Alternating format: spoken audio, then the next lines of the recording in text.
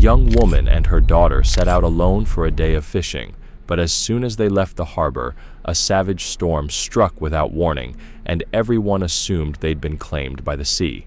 8 months passed in grief for Eli Wells, whose hometown of Greyhoor had always been shaped by the ebb and flow of the ocean's tides, the steady crash of waves against jagged rocks, and the mournful cry of gulls overhead. But now those familiar sounds only reminded him of the family he'd lost. It had been exactly 8 months since his wife Hannah and their 9-year-old daughter Sophie, beaming with excitement and clutching the little fishing pole he'd given her for her birthday, vanished over the horizon.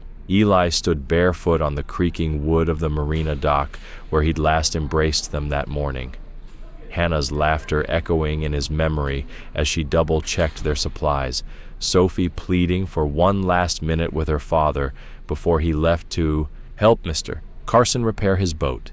He remembered waving as their vessel drifted away, confident the light afternoon clouds would pass by day's end. But within minutes the sky darkened, the wind roared, and 3 days later, fragments of their skiff and a few personal items washed ashore. Hannah's waterproof pack, Sophie's fish print cap, a water bottle marked in her childish scrawl, and officials, declared the duo lost. Refusing to accept this verdict, Eli organized private searches, scoured Sealbone Island and every rocky islet for any sign of them, and when that yielded nothing, he ventured out himself each weekend with dive gear, endlessly expanding his search grid. Townsfolk whispered that he was chasing ghosts, yet his hope remained unbroken, a lifeline stronger than any gale. This morning, as he readied his boat for another round of dives, his phone rang. "Mr. Wells, this is Officer Reynolds," said the voice on the other end. "You need to come in. There's been a development." Heart pounding, Eli tucked his wetsuit into his bag, dressed in dry clothes, and sped to the small coastal police station where Officer Reynolds introduced him to Tomas Herrera, a local fisherman who claimed to have spotted something remarkable at sea. Einarms trembling, Eli braced himself. Could this finally be the clue that brings his wife and daughter home? "Under better circumstances, Mr. Wells," Thomas began, extending a rough hand that Eli shook as he studied the fisherman's uneasy expression. "What exactly did you see?" Tomas shifted on the plastic chair, glancing at the floor before meeting Eli's gaze. "I was on my way back from Wolf Island this morning. My route takes me past the old shipping lane by the decommissioned Wolf Rock Lighthouse. It shaves a good 40 minutes off the trip. It was foggy, visibility almost zero. But as I passed, I thought I saw a little girl standing on the dock outside the lighthouse, waving at me." Eli's pulse hammered in his ears. A child. Could it really have been Sophie? Thomas kept his voice low. "I couldn't be certain until I got back and saw one of your missing person flyers with Sophie's picture. Then it hit me. She looked just like her." Officer Reynolds leaned forward. "Mr. Herrera might have thought it was the keeper's daughter or a trick of the light, which is why he came to us instead of calling you directly. But he did the right thing. The lighthouse loomed nearly 10 miles offshore of Wolf Island, long rumored to be haunted. When Eli asked about contacting the owner, Officer Reynolds explained that the lighthouse had been sold 22 years ago to a Malcolm Vire for historical preservation. He dialed the listed number only to get a deadline. It appeared disconnected. Eli stood, urgency coiling in his chest. "We have to check it ourselves," he said. Before Reynolds could caution him, Tomas spoke up. "The weather's clear. I can guide our boat out there." Reynolds exchanged a look with Eli, then nodded. "I'll authorize a patrol boat. Ghosts or no ghosts, we're going." Within the hour, Eli found himself aboard a police launch with Tomas and 2 officers, slicing through choppy gray waves toward the century-old Sentinel built in 1911. As the concrete dock of Wolf Rock Lighthouse rose into view against a bright blue sky, Eli's eyes locked onto a battered wooden skiff abandoned on the rocks, a small craft clearly battered and unusable, but unmistakably recent. That boat wasn't here last time, Thomas murmured, pointing. Officer Carter, the senior of the two cops, maneuvered alongside the dock and secured their line. "Stay sharp. We have no idea what we're walking into," he warned. The group climbed onto the dock, every footstep echoing against the weathered concrete as they approached the heavy metal door of the lighthouse. Carter rapped on the door. "Police! Anyone inside?" Silence answered them, broken only by the sea's distant roar. After several knocks and no response, Carter tried the handle. It was locked. Thomas placed a hand on Eli's shoulder, nodding toward the spot where he'd seen the girl. Eli peered down at the ruined boat, a 14-foot skiff pounded by rocks or storm, possibly adrift for months before washing up here. Before they could decide their next move, the unmistakable hum of an engine drifted across the water. Someone was coming. Almost before they could register what was happening, the dull drone of an engine grew louder, and they turned to see a sleek motorboat easing toward the dock from the mainland. "Someone's coming," Officer Reynolds muttered, his hand drifting toward his sidearm. As the vessel slowed alongside the lighthouse pier, an older man with weathered skin and stark white hair peered out, clearly startled by the unexpected visitors. He cut the engine and called across the water. "Can I help you, gentlemen?" Officer Carter stepped forward, badge in hand. "Coastal Police, are you Malcolm Vire?" The man's eyebrows lifted as he climbed onto the concrete. "I am. This is my property." "What brings the police all the way out here?" Carter explained. "We received a report of a child seen here earlier today, and we're here to investigate." Malcolm's lips twitched into a short laugh. "A child, you say? Well, that would explain the surprise." Reynolds pressed on. "Do you know anything about this report, Mr. Vire?" Malcolm's expression turned thoughtful. "I was here this morning with my niece, gathering some old possessions I've kept in the lighthouse. That must be who your witness saw." Eli's chest tightened as hope flickered, then dimmed, but Carter continued evenly. "Would you mind showing us a photo of your niece?" With visible reluctance, Malcolm fished his phone from his pocket, swiped to an image of a young blonde girl, then retucked the device. "Satisfied?" he asked icily. Carter turned to Thomas. "Could this be the girl you saw?" Thomas nodded slowly. "It could be.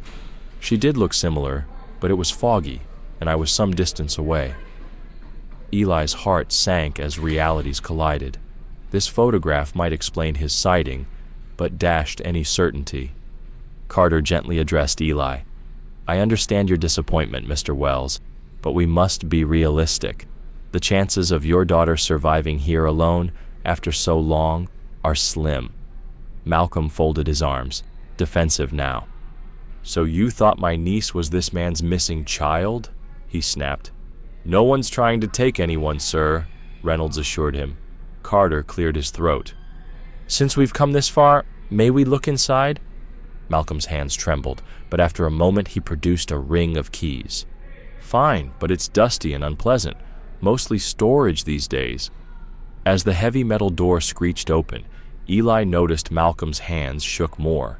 Inside, sunlight slanted through salt-crusted windows, revealing a bare living area and a spiral staircase winding up to the lantern room, with a hatch leading to a storm cellar below.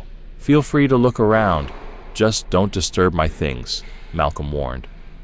Thomas elected to wait outside, and the three men descended into the cellar, lit by a single bare bulb. Boxes, fishing gear, and furniture filled the cramped space, and Eli's eyes locked on several shapes draped in tarps, shapes that pulsed with possibility, as though the answers he'd chased for 8 long months were about to be unveiled. Eli's gaze locked onto an old wooden cabinet tucked against the far wall, its placement seemingly deliberate, as though guarding something precious. "What's in that cabinet?" he asked, unable to stop the words from tumbling out. Malcolm waved a hand dismissively. "Just more of the same. Personal effects, relics from my former life, family mementos. Nothing of interest to anyone but me." Officer Carter gave the room a professional once-over, but found nothing immediately suspicious. "I think we've seen enough, Mr. Vire. Thank you for your cooperation." As Malcolm politely motioned them toward the exit, Eli's eye caught a pale hat peeking through a gap in the cabinet's broken door, and nearby, partially hidden under a tarp, 2 fishing rods stood propped against the wall, one large and one child-sized. Their reels gleamed with a familiar design.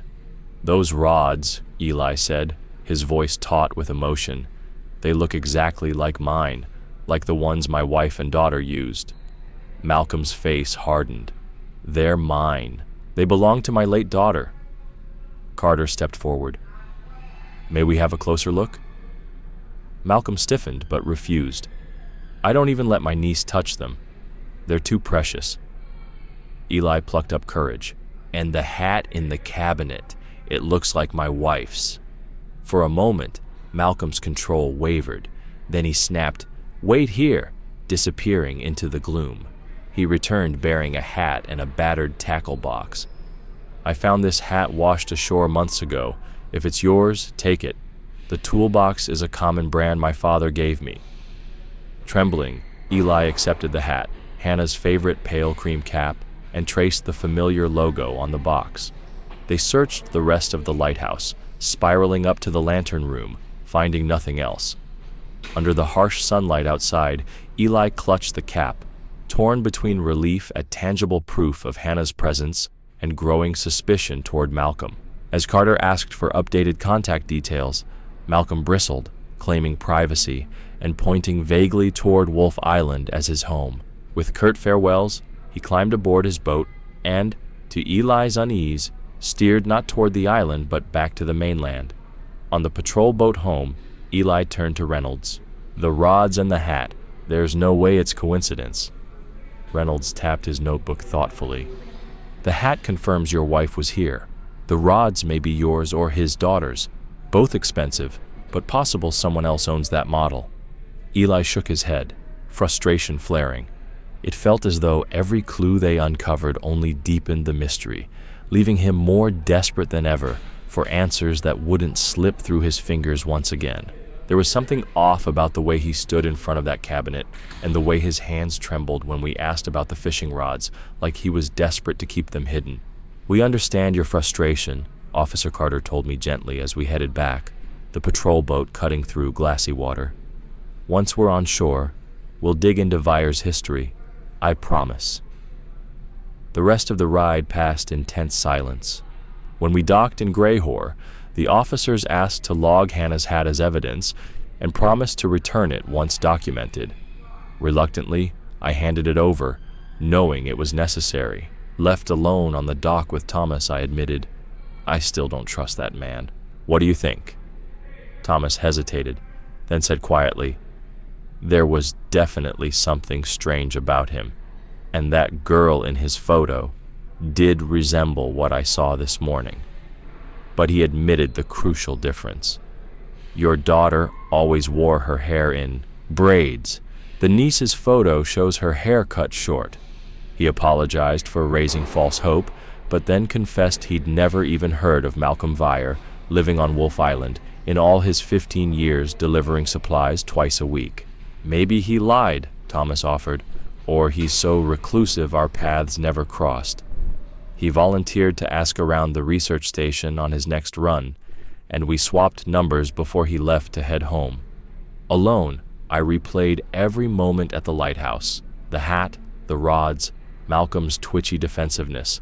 How could Hannah and Sophie have washed all the way there, survived, and then ended up captive in that lonely tower? On impulse, I drove to the Silver Anchor in Greyhoor's waterfront district, a fisherman's tavern where gossip flows as freely as ale. At the bar, I asked Doug, the longtime barkeep, about Malcolm Veyer. "Veyer?" Doug said, eyebrows rising. "Odd fellow. Came into money. Bought that lighthouse years back. Some say he's building something on Sealbone Island." His voice dropped to a whisper. "Folks think he's not quite right. Spends weeks alone out there or disappears on his boat." As he spoke, my blood ran cold, because every rumor, every half-glimpsed clue was pulling me deeper into a mystery that felt more like a trap than a rescue. Just then, Doug's words snapped into focus. Vire doesn't live on Wolf Island at all, and I felt a chill. If he lied about something so basic, what else was he hiding? I downed the last of my beer, thanked Doug for his help, and left a hefty tip. Back outside, I dialed Tomas. "I need you at the marina in 20, I said. When he arrived, I told him everything. Doug's gossip about a hidden boathouse in the inlet channels off the main harbor, the fact that Vire couldn't possibly live on Wolf Island. Tomas furrowed his brow. Those channels were a labyrinth, barely passable even for a shallow draft boat, but he agreed to take me there in his sturdy coastal skiff. As we left the bustle of Greyhoor behind, the waterway narrowed and the world hushed. Reeds and mangroves arched overhead, sunlight filtering through in shifting patterns. After nearly 20 minutes winding through silent corridors of water, Thomas cut the engine to an idle. Ahead, tucked into a rocky cove and almost smothered by overgrowth, sat an ancient 40-foot vessel converted into a makeshift cabin, moored to a crude plank dock with a tiny shack perched on the stones above. My heart hammered. This had to be Vire's secret home. Tomas eased us into a concealed spot where we could watch unnoticed. 15 tense minutes crawled by before a solitary figure emerged atop the rocks. Malcolm Vire, unmistakable even from a distance. Handing me binoculars, Thomas murmured, "There he is. Keep your eyes on him." We settled into silence, two strangers on a hidden skiff, peering through reeds at the man who might hold the answers to everything. In that suspended moment, every memory of the lighthouse, the hat, the fishing rods flared to life, and I knew we were closer than ever to unraveling the truth about what really happened to Hannah and Sophie. Peering through the binoculars, Eli watched as Malcolm carefully descended the rocky path from the cabin to the boathouse. He ducked inside for a moment, then climbed back to the cabin, and this time, Eli's blood ran cold. Malcolm was carrying someone over his shoulder, a small, blonde-haired child. "Oh my God," Eli whispered. "He's got a kid." "Thomas, is she moving?" Eli's partner asked, voice tight with fear. "She looks limp," Eli replied. "But no one hauls their own niece like that, right?" They watched in stunned silence as Malcolm eased down to the boathouse, deposited the child, then returned to the cabin empty-handed. Heart pounding, Eli fumbled for his phone. "I'm calling it in," he hissed. He dialed the coastal station and reported what he'd seen. Malcolm Vire abducting a young girl, possibly his daughter Sophie. The dispatcher urged him to stay on the line and promised help was on the way. Malcolm appeared again, this time carrying what looked like a heavy sack. He slipped on the path and the sack tumbled down, spilling pale hair onto the rocks. "There's a woman, just her head, sticking out of the sack," Eli choked out. Malcolm recovered, scooped up the sack, and disappeared below deck once more. When he emerged for a third time, he was hauling 2 large coolers onto the dock and making his final preparations to depart. "He's about to leave," Eli reported urgently. "We need immediate backup." The dispatcher assured him that Marine units and air support were en route and warned them not to approach. Malcolm might be armed. As Thomas guided their boat back into deeper cover, a twig snapped underfoot. Malcolm's head snapped around. He drew a handgun from his jacket. "He spotted us," Eli hissed into the phone. A shot cracked across the water, a clear warning. Malcolm's voice boomed across the cove, demanding they come out. Moments later, the distant roar of engines and the thump of helicopter blades heralded arrival of the police. Floodlights snapped on, bathing the clifftop in harsh white light, and a booming voice from the water called for Malcolm to surrender immediately. For a heartbeat, Malcolm stood frozen in the glow, gun in hand, face twisted with fury, caught between escape and the law finally closing in. Eli's protest was cut short as an officer gently but firmly guided him toward the waiting launch, the stolid faces of the medical team and police officers forming a silent barrier between him and the ghastly remains on the dock. Every step felt like wading through molasses. The memories of Hannah, her laughter, her warmth, clashing violently with the brutal tableau he had just witnessed.